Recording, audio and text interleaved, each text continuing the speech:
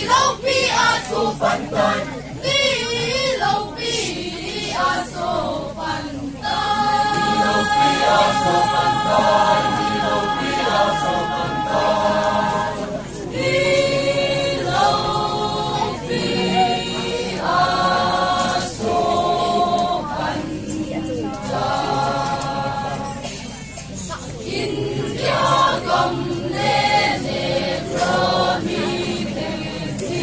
tin nam tin bao tin đi Calvary mai lu na chung tu tin chẳng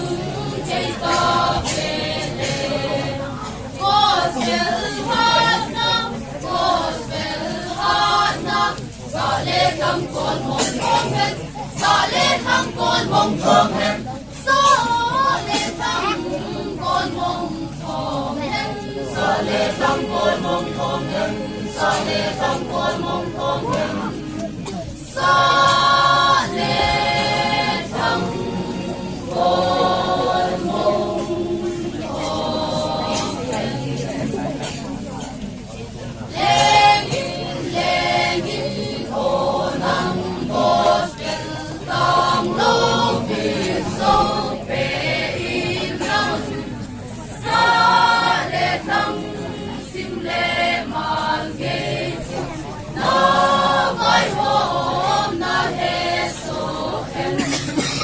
van ngồi lấy xí van ngồi lấy xí ba cái gam a hi ca xin ba cái gam a hi ca xin ba cái gam a hi ca xin ba cái gam a hi ca xin ba cái gam a hi ca xin ba cái gam a hi ca xin mình sâu xin gần mình sâu xin và thiên tử xin của sâu xin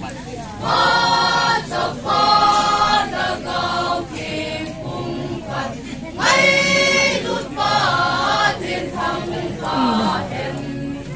lấy xin dung lấy xin dung sầm na lên ô lên hen sầm na lên ô lên hen sầm Okay.